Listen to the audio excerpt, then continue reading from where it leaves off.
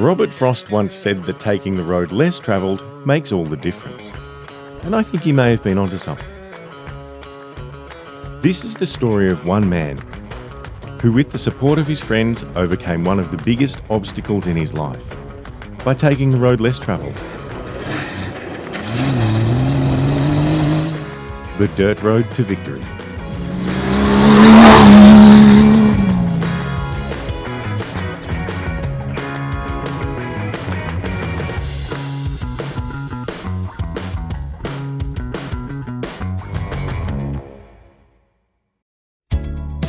Mark Murrell's love affair with off-road racing started in 1982 when he first attended the Mint 400. A firefighter for much of his life, when he wasn't battling wildfires, Mark would hop down to the desert to watch racing. After years of saving, he accrued enough money to purchase his first race car, a Class 11 VW Bug. Mark took multiple class wins in his Bug and went on to become a top competitor in both NORRA and the Baja 1000. In 2016, Mark was looking for a bit of change and bought a Jeep Speed Wrangler and campaigned it over thousands of miles of intense desert racing alongside his good friends the Fire Guys and their Toyota Tacoma. Over those years, Mark gained a reputation for being a fierce competitor, but also a great friend. So in 2021, when Mark was diagnosed with Parkinson's disease, he and his friends decided he was going to take on NORRA 2022. So we started talking about this like 3 years ago. So we're Fire Guys Racing, so a bunch of us down here are firemen. Mark is a retired firefighter out of the Forest Service. And was it 3 years ago now? Yeah. 3 years ago, Mark retires.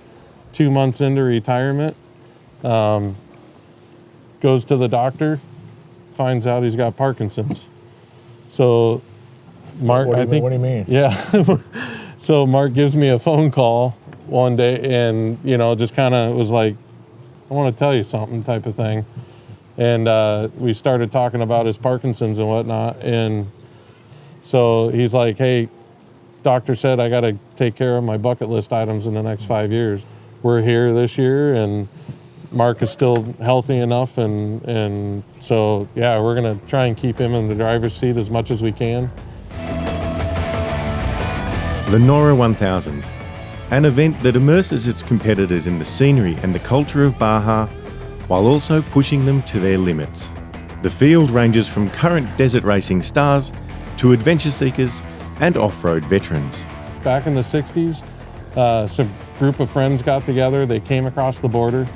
They go to the post office in Tijuana and they take an envelope or take something and they get it stamped with the date and the time. And then they'd run out, jump in their car, and they'd take off and they'd head south. I would guess La Paz. I think La Paz is older than Cabo. I think La Paz has been around. They go into the post office, stamp it again, and then they'd all meet up and figure out who had the quickest time, and they decided to make a race out of it eventually. So we have a bunch of old Broncos, a bunch of old Jeeps, one-off buggies that are down here, and a lot of them are from the 60s and 70s. And to note, like, Big Ollie, one of the Broncos that's down here, is actually down here, call it racing, in the Safari class. And it sold at Barrett-Jackson for, I believe, $2 million. Pretty incredible to see a piece of history like that. It didn't just go to a museum, they're bringing it back out to the dirt where it started and see them out racing again. I'm looking forward to, I won't say getting passed by them, but us passing them, Starting in Ensenada and ending in San Jose del Cabo, the NORRA 1000 route closely follows the Baja 1000 trail. But rather than doing it in one long haul, it is split into daily stages.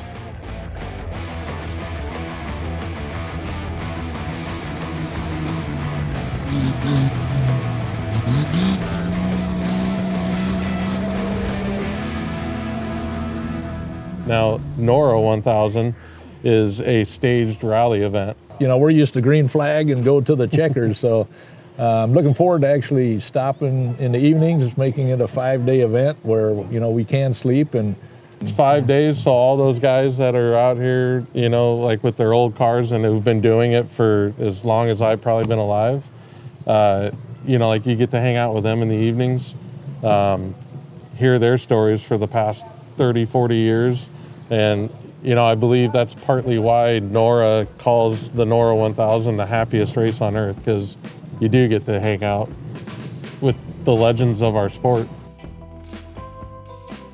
With 2 support vehicles and the Jeep Speed Wrangler in tow, they crossed the border into Mexico and prepared for a grueling week-long journey. The crew navigated their way to Ensenada from Team Fire Guys Racing HQ in Colorado. You know, to reduce drag on the highway, we decided to just run with 1 tire on this side until we get the bad tire fixed. So that's the plan. Trailer tire bad. We should probably explain a few things about Mark's Jeep. The TJ Wrangler is powered by a factory 4-litre inline 6, which is mated to a factory 5-speed manual transmission. Basic 4-liter engine, you know, nothing modified about it. And same with the transmission. Well, except the brain. yeah, the brain that controls the engine management on that is phenomenal for sure. I mean, I guarantee that's how we had the flawless 48-hour run 4 years ago to the tip of Baja with that Haltech system that was controlling the engine, and I could not believe how that thing ran. It didn't care from mile 1 to mile 1100. It ran the same and just as strong, and I was a believer. The factory Jeep electronics were not going to cut it, so they were ditched in favour of a full Haltech system with an Elite 750 and a complete rewire. Went to Haltech with our Toyota with Fire Guys Racing, and we were talking to Mark, and we're like, man, I'm telling you, you know, like if you have to change to something, like this is what you change to. Rewiring and tuning the engine proved a bit harder than the guys anticipated. Luckily, their good buddy Gabe from S&P Innovations came to the rescue. Unable to attend the race himself, Gabe put the final touches on the race tune remotely. It's like, how can he tune our engine from 1,000 miles in another country away? It's just amazing. The car was entered into the vintage short wheelbase 4x4 class. It would tackle over 1,200 miles of mountains, silt, and unforgiving arid desert. All of us in 5 days are gonna have stories for a lifetime. It's ready. Yeah. It's just, you can't wait till tomorrow morning and start the race. Start the adventure.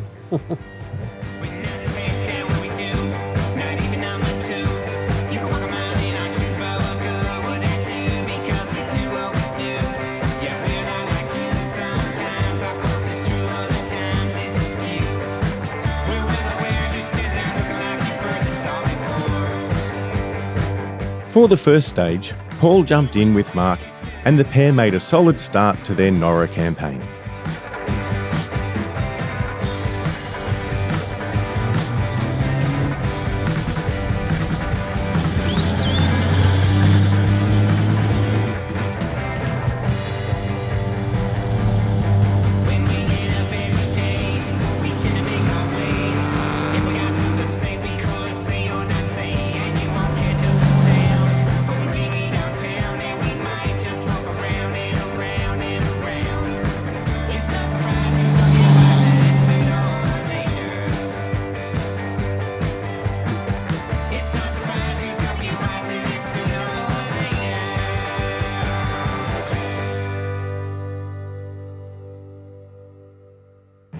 Didn't really know what to expect, but when we all left the highway to check in after the transit, we were backed up for an hour, more than an hour. You know, all the warm up on the highway, it's like, all right, feeling pretty good, Jeep's happy, and then it idled and sat there for an hour, and then I got kind of, you know, it's like, all right, we got to get going again, and when we hit the dirt again, it was, then it was game on. You know, I was thrilled with the power the Jeep had and the suspension, and it was just doing great. And Paul was just phenomenal with doing the rally notes on what was coming up and interpreting the symbols and the GPS and the rearview mirror and what was, you know, I mean, You were everywhere, man. You did a great job. Made my job driving a lot simpler. After the pit stop, we took off. That was on another transit stage, about another 15 or so miles. And we came off the transit stage and hit a dry lake bed and got Mark, hey, there's a car out in front of us, let's catch him. So we got, moving pretty good and we paged up for some power and passed a V8 Bronco on the dry lake bed, so that was pretty cool. With the car performing well and the guys feeling confident, they pushed forward trying to finish the stage in a good position.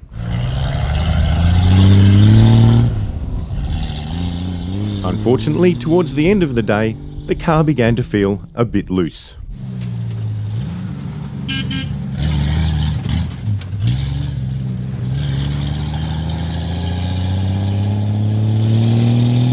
Sitting third in class right now, so on a 1,300 mile race after the first 220 miles, I'd say we're in a pretty good spot. So they scrambled overnight to replace the bolts which had rattled themselves loose from the transmission bell housing during the final hour of stage 1. The factory transfer case had also developed a leak, forcing them to monitor it during stops and replace any lost fluid. For stage 2, the crew got some international flavour, with Paul Massey, aka Canadian Paul, who's actually an Aussie expat, jumping in to co-pilot with Mark. Bahia de Los Angeles. Bay of LA for lay speak persons like myself. And we got here before dark, so that was our goal. I think my favorite today might have been that 30 miles of just deep sand, tight turns, technical rollers, and the four-wheel drive on this thing it wanted more of that. It was awesome. And the guys scored some major karma points by helping out another competitor who got stuck in the desert.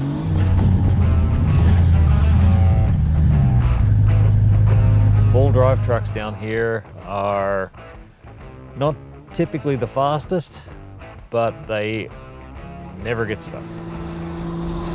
The guys were making good time, but as the day progressed, the Jeep developed an unsettling front-end shake, a death wobble.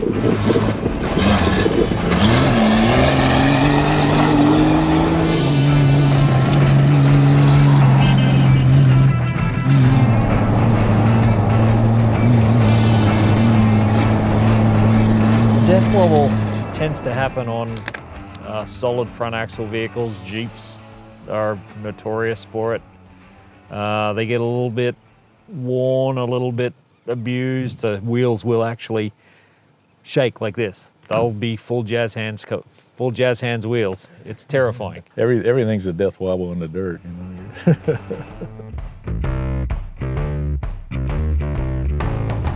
Despite all the obstacles in their way, Paul and Mark finished the day in third spot in the class, giving them a good position to start the next stage from.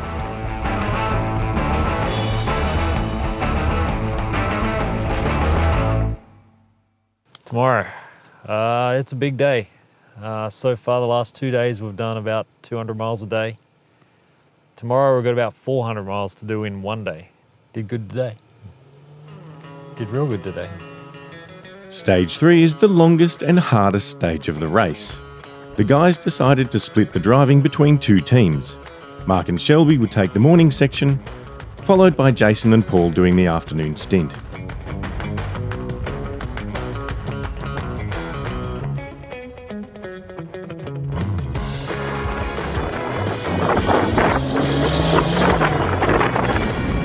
Mark and Shelby pushed the Jeep hard, and the car seemed to cope well with the punishment. Well, at least it initially did. Did great, no problems other than the existing ones that have reared its head with the death wobbles, which is always exciting when that happens. The next big issue was brakes. Shortly after the starting line, I guess brakes were squishy.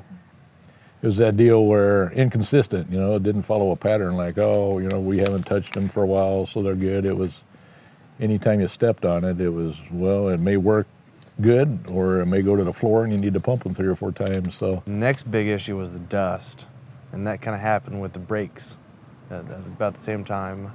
We had about 5-foot visibility, driving through dust, trying to get past. You can't see in front of you, can't see behind you. The poor visibility and the harsh terrain didn't deter Mark and Shelby from squeezing every bit of performance from the Wrangler. yeah, we discovered the Jeep doesn't like the highway sections, you know. No. Each time it's like, man, it smells like 90 weight, you know. And it's like, well, it's a quart low on the transfer case. For whatever reason, it's blowing it out on the fast highway stuff. And Well, we passed a Porsche today.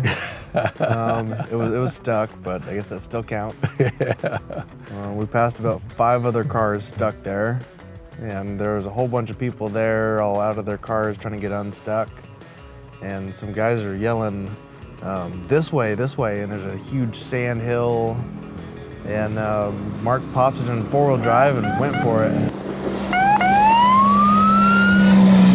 After finishing their morning stint with the car intact, Mark and Shelby handed the keys over to the afternoon shift. Jason and Paul are both very experienced desert racers.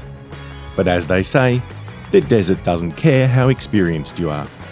And in racing, things can and sometimes do go wrong. So we went right, and all the chase teams went left. We had a 175-mile special With no help. 0 chase support. So the world famous Mark Murrell delivered us a perfect Jeep in San Ignacio, and put some fuel in it. Had 1.5 gallons of fuel to spare. That was perfect planning. And Jason Hutter and myself jumped in the Jeep, and we took off. It got sandy, so anytime it gets sandy and loose, the race cars, every time your tire hits the ground, it spins, so it throws a little bit of dirt back, and then it kind of unloads, and then when it loads again and throws dirt back. So race cars, as they go through soft sand, start creating these, what we call whoops. And it's just bump after bump after bump. So we got into some of those, and short wheelbase, it tends to kind of do this porpoising deal through there, and And it starts to go a little bit side to side when you're pushing it. we found the kind of the edge of it, and we get what you call tank slappers. So we were going into the whoops, and it started going like kind of bermed. So you're in the whoops, but then it's kind of built up on the side. So when it gets close to the berms is when it's like it's time to gather it up. So In long-distance desert races, the driver and the co-driver are so focused on going fast and not getting lost, it's easy to forget that you also need to keep an eye on the fuel gauge. the end result was we beat our chase crews to the finish, to the finish of the special stage. And we needed some gasoline to get to the finish. So we had 38 miles of a liaison at the end to get to Loreto, and we needed fuel to do that, and our chase crews missed that window. But we came across a buddy of ours, and then I finally had to cut to the chase. I was like, hey, can we bum a couple gallons of gas off of you? And he goes, oh yeah, what do you need, you know? And we're like, 3 gallons. 3 gallons? And yeah, I think he gave us like 10. The highways down here can be pretty dangerous, so it can creep into the back of your head like, man, I really hope my buddies are doing all right, you know? So we had a conversation about that, and We had we'll just call it a bad experience in 2000 where it wasn't our team, but we were in a pit, and us being firefighters, it was another team had a wreck on the highway. Their chase crews did, and they had a fatality, and they asked us to basically get the driver out of the race car, and they put another driver in and sent it on down the course. But they asked us to get that guy out of the car and talk to him, and we were the ones that had to tell him what went down. And yeah, so you get that. gives you the Yeah, heebie-jeebies. I know, I'm kind of, So we were totally stoked when we got to Loreto. He's over there. He had his phone in his hand. So as soon as we came over the top, he gets cell service. I had the text message ready to send. I'm like, come on, where's the service? Send. And then we have Shannon, one of our guys in the States, who has a satellite radio to my Raptor, and he started calling them and talking to them. And then I told him, I go, hey, text my dad. My dad's tracking too. And I go, he can see where the Raptor is and how fast it's going. And so my dad tracks it, and he's like, yeah, they're just south of Mulegé going 38 miles an hour. So we're like, yes, they're moving. They're moving. Despite all the setbacks and drama, the guys managed to clock in a very competitive time. Starting the day 130th overall, they ended in 81st overall and second in their class. So we're second in class, and we got 7 minutes of penalty today. So with our chase crews not being there, and we had to bum gas off our buddy, we only have a certain amount of time to do the liaison. We had 60 minutes to go 38 miles, and taking the time to bum the fuel and all that, we made the finish line of the liaison 7 minutes late. Today was pretty rad. Like, we haven't been in the same race car in a lot of years, so It was fun. yeah. Thank you.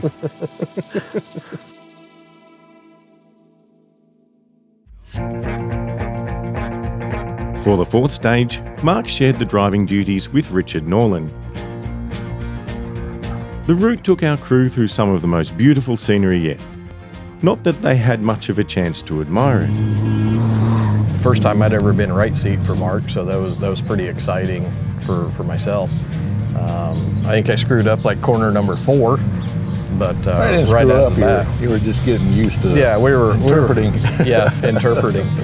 Reading the road book and GPS and Stella. That was an experience.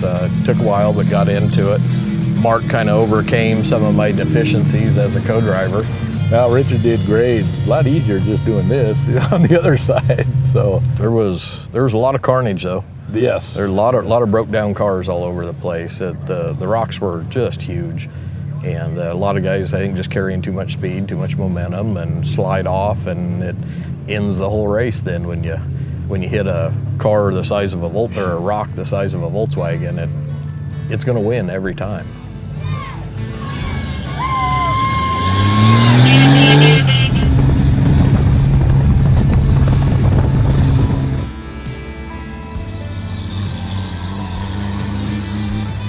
The Jeep was performing well, but after 4 days of unforgiving punishment, it was starting to make all kinds of worrying noises.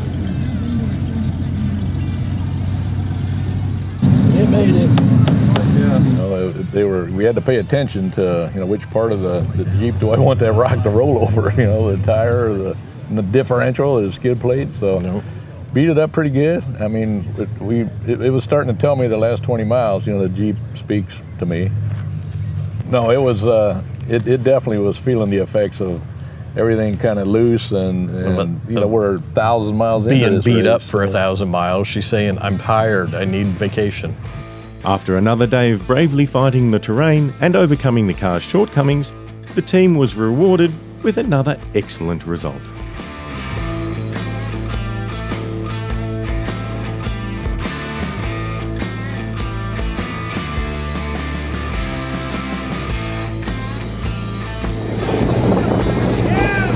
Jason and Paul were in the car the day before. Jason made up a ton of time, to get us to where we were back in the race, basically. So, didn't want to break and DNF yesterday, and as it turned out, we ended up finishing, and Luck was our way. Yes. Yeah, and we were 18 minutes down, and we came out. We're now 54 minutes? Yeah, like 54 minutes in ahead. the lead now. So.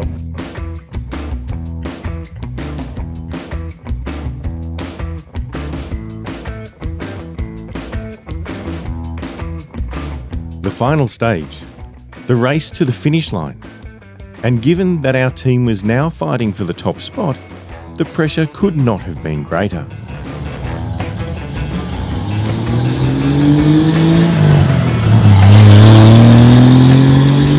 There was No doubt the whole team wanted Mark to take the winner's trophy home from this race, but things did not get off to a good start. We do our logistics easily 6 months ago. So we rent all our hotel rooms, get everything set, because things sell out. We show up into La Paz after day 4 and go into our hotel, and they politely sit me down, call a manager over, and let me know that we don't have rooms for you tonight. Luckily, they let us park all of our chase vehicles and everything at the hotel that we originally booked. And Paul Blankstead on our team has family friends, Ted and Penny, in La Paz that have a house there, and beautiful little house just off the Melicon. It's good to know people. Yeah. So we go in there and they open our doors to the whole team, like, you know, give us food, water, whatever we needed, place to sleep for the night. And they even went out in the morning to their favorite bakery, and we had beautiful breakfast and coffee and juice. And so what started out as like, what are we gonna do, turned into pretty awesome night. Stage 5 consists of 2 specials. The first one is about 17 miles long and features beautiful scenery, but the surface can be treacherous with rough, rocky terrain, forcing the competitors to slow down. The lead our crew accumulated over the previous stage could easily be lost today, so Jason was keen to keep the pressure on right from the start. We should clarify, like we talked about 53 minutes in hand when we start the race, right? And you're just driving, it's a road cut out of the edge of the cliff kind of, and you're driving that road. So blue on your left, rugged gnarliness and rocks. And I'm driving, and you know, it's like, all right, I'm not looking at the scenery. I'm focused. I'm not looking. You know, day 3 of inconsistent death wobbles. So we take off, and we know our competition is at 383. Yeah. All right, it's like we start 8 positions in front of our competition. So it's like, all right, if he's hauling butt and we're going slow and he catches us, like I already made up X amount of time. So we take off, and instant death wobbles. Slow down, you know, cars pass. Death wobbles, slow down, and then all of a sudden 383 passes us after he sees the wah. So it's like, our front end was wobbling in the liaison, so this isn't for time, but our front end is wobbling as he drives by the race car, right? You talk to yourself ahead of time. You're like, the guy's got to make up 53 minutes. Now, day 5 is the shortest day. It was 17 miles and then 63 miles. So what's that, 80 miles total? That was it, 80 miles total of actual timed race miles. And we knew that guy would have to be going like trophy truck speed, almost double our speed. He'd have to make up somewhere along the lines of 40 seconds per minute that we were out there racing to actually beat us. And that's great in your head before you get in the race car. It's like it's impossible, you know? Yeah. As long as we keep moving. Totally impossible. But then you get in the race car and you start driving down the road, and he goes by as our front end's wobbling like that. So now you start, that's like the first doubt you have, and that was in the first 2 miles of the liaison. So, you know, I mean, I'll admit, I'm slow I wouldn't even call myself a race car driver. I'm a fast Jeep driver, you know? And I know that this guy hauls butt, and he's navigating for me, and I'm driving knowing that he's like, go faster, Mark, go faster, Mark, go faster. So I sat over there and I didn't say anything, but in the back of my mind, in a few, like on that first section, I wouldn't have been that much faster. It was rocky. It was like, you could throw everything away on that first 17 miles. The majority of it had, you know, a cliff on the left-hand side. If I was driving, it wouldn't have been worth, you know, like doubling the speed that Mark was going by any means. The pressure and the desire to win was immense, so it was time for our crew to put their full race faces on and send it. And the thing death wobbled 2 times maybe off the start, and then never did it again. Like we did the rest of it makes no sense to us, but I finally looked over at Mark and was like, just so you know, like I'd make time on you through here. So, because that's what I'm thinking is that guy is like hauling through here and we're, you know, just, we're adventuring in a Jeep right now. I think I asked, how's the speed, you know, intentionally stepping it down a little bit. And Jason responded like, you know, like what he just said, but my interpretation of that is go faster. They say that sometimes victory is so close you can almost feel it. At NORRA 1000, it happens when you see the airport and the town of San Jose del Cabo. Then you know you're on the home stretch. When I saw that, I started calling off. I was like, Mark, we got 20 miles to go. Mark, we got 15 miles to go. Mark, we got 10 miles. We got 7 miles. 5 miles, Mark, 2 miles, and like 1 mile. We know that we don't count our chickens before they're hatched. Yeah. You know, anything can happen up till we cross the line. Oh yeah. And man, you pull in there and just start this, like, the people of San Jose del Cabo, like, you turn the corner. We were in this wash, and you pull up onto the pavement and turn the corner, and there's people everywhere. Yeah. And you know, like everybody's arms in the air. You can actually, I could hear them in my helmet screaming and yelling, dude. And it was awesome. But I was still like, but where did they finish? Where did they finish? Like, well, they're right in front of us. We pulled our helmets off, and I pulled my phone out, and I called his wife to say, hey, we crossed the finish line. And she was just as excited, and she told us, she goes, no, I was tracking you guys. He was only like 4 miles ahead of you, and you're not making 53 minutes and 4 miles. So we were like, at that point, I was pretty sure, like, yeah, we won it. And, you know, of course, it takes a couple hours before your results start popping up, official results and whatnot. So yeah, it was great. I mean, everybody had a great time riding, navigating, you know, and it was just fun to get the whole team in the car. You know, all 6 of us were, you know, experienced to come down here with as far as working on things with sleep deprivation and weird things that break or are ready to break, identifying those. So, yeah, like Jason said, it was just an awesome little team we had down here, and that certainly helped us get one of those, you know.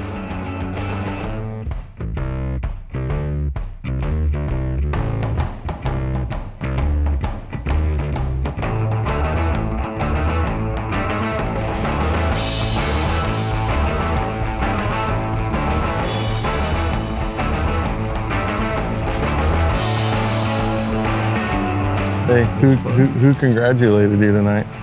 Oh yeah, I mean, you know, Kurt LeDuc, I mean, you know, Hall of Fame racer that, you know, 20 years ago, 30 years ago, it's like, you know, he's one of the big guys, and he still is one of the big guys, and that was pretty cool to have him come over and say, hey, congrats on the win. It's like, wow, that's awesome. Thanks for watching, guys. If you like this video, smash that like button. We put out a new video every week, and sometimes even 2. So don't forget to subscribe to our channel for more awesome content.